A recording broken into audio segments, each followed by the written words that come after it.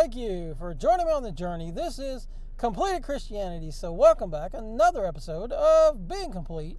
And today is Shabbat, our validation of the law commentary. And we continue on in the book of Romans. Today we start Romans chapter 6. And today we're only going to get through 2 verses. And we're going to be talking about living in sin. So take a look at this. Living in sin, Romans chapter 6. What shall we say then? Shall we continue in sin to let favor increase? Let it not be. How shall we who died to sin still live in it? So this is an add-on to the end of chapter 5, which we already talked about. And read these 2 verses here. And the Torah came in beside, the law came in beside, so that the trespass or sin would increase. But where sin increased, favor increased still more, so that as sin did reign in death, even so favor might reign through righteousness to everlasting life through Yahshua Messiah our Master. So, he says this, that because sin increased, favor or grace increased. So, over here, he comes along. So then over here, he comes along to say, what then shall we say? Shall we continue in sin to let favor increase? Let it not be. How shall we who died to sin still live in it? So when you've died to sin, then you're no longer living in sin. But contrast that with what he says over here. For I delight in the Torah, law of the mighty one, according to the inward man. But I see another law in my members, Torah in my members, battling against the Torah of my mind and bringing me into captivity to the Torah of sin, which is in my members. Now this Torah of sins, it's the law of sin and death, and that is the curse of the law. Not that the law is a curse. Get rid of your Christian mindset on that. The law is not a curse because the scripture says that it's perfect. It's the perfect law of liberty. It's perfect converting the soul. Okay? It's not a curse. The curse comes when you break the law. Okay? And there's not a tick box to just opt out of the law. This is the standard. This is the standard. So when he says the law of sin and death, this is the curse of the law, that when you break it, that's the curse. The law of sin is the curse that breaking the law brings.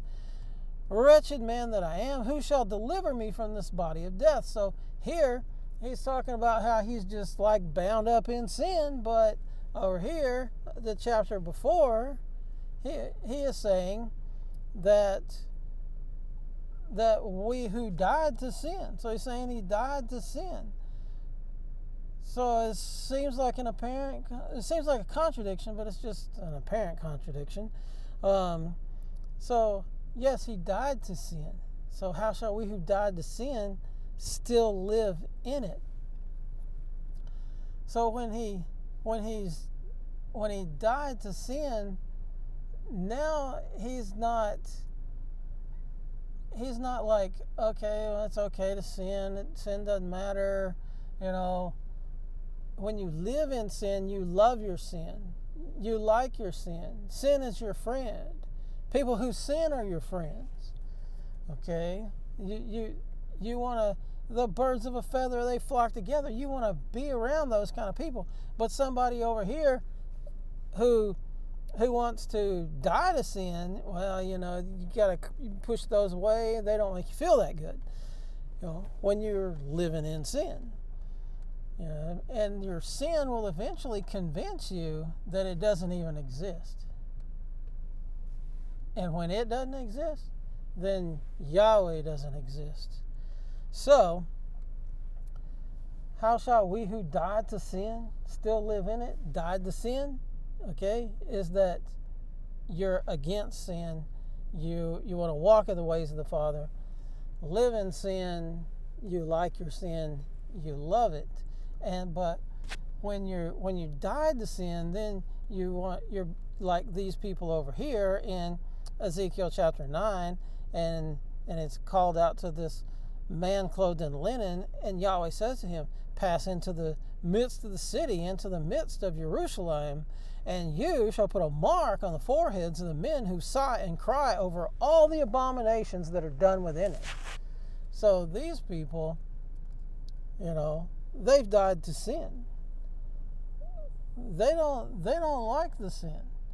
Okay? They sigh and cry over it. That's the way we're to be when we have died to sin.